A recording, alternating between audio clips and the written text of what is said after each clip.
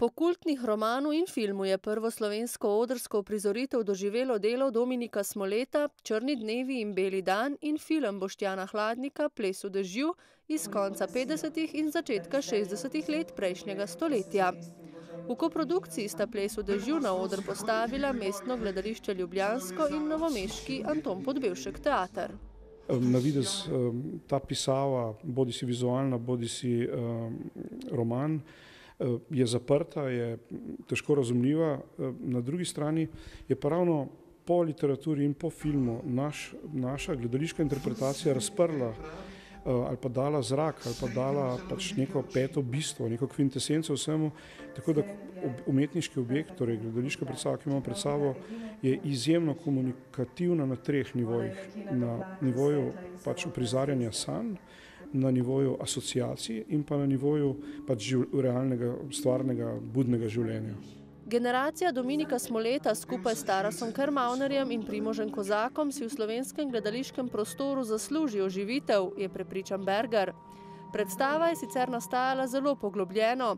Ustvarjalci so si ogledali vse Hladnikove filme, medse povabili Stojana Pelka in Zdenka Vrdlovca, ki sta natančno interpretirala film, Miha Baloh, ki je v filmu upodobil učitelja F, pa jim je dal pomemben vpogled na takratno posameznikovo osvobajanje izpod jarma množice, ko se je posameznik namesto z množico začel ukvarjati sam s sabo. Danes je zaprt prostor, danes je temen prostor, danes je nevaren prostor, celo policijski prostor, bi rekel, in jaz mislim, da je upor lahko, da je ena od možnosti upora proti takšnim kanonom tudi izjemno odgovoren angažma vsakega posameznika, singularnega, in o tem govori tudi ta predstava. Dramatizacija, ki je bila zanjo ena najtežjih, je delo Nane Milčinski. Eno je pač ta obremenjenost s tem, da gre za legendaren film za Dominika Smoleta, ki je pač kulten slovenski avtor. In hkrati pa tudi zato, ker je pač zgodba precej zapletena glede na to, kaj oder potrebuje. Oder potrebuje pač dramsko situacijo, da se pač zadeva razvije. V predstavi gre za stanja določenih oseb, v prvi vrsti Maruše Rdečelaske in 4 moških, ki so zaljubljeni vanjo, pripoveduje Milčinskijeva. In tukaj gre v bistvu za notranje življenje teh oseb, ki so v bistvu nerealizirani tako v ljubezni kot v svojem poklicnem življenju. In v bistvu so obstali na neki točki, ker v bistvu dejansko zgodba se zgodi v 3 dneh. In tle gre dejansko pač za nek miselni potek. Delo pri iskanju sodobnega je bilo nekoliko lažje, ker je vedela, da piše za režiserja Matjaža Bergarja in za te igralce.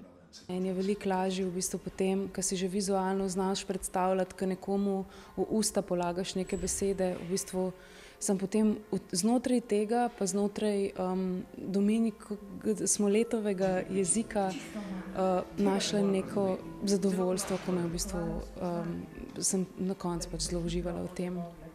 V tej predstavi z Aptom prvič sodeluje Sebastian Cavazza, ki je z Bergarjem sicer že dal.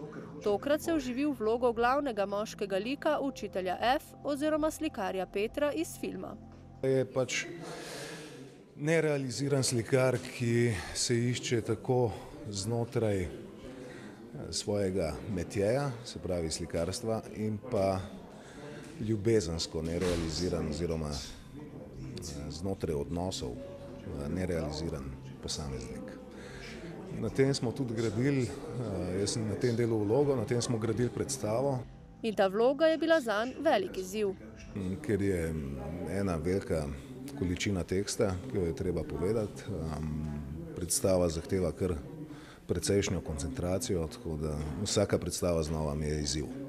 Marušo Rdečelasko, osrednji ženski lik, v predstavi interpretira Jana Zupančič, ki je v Aptu igrala že v portretu neke gospe.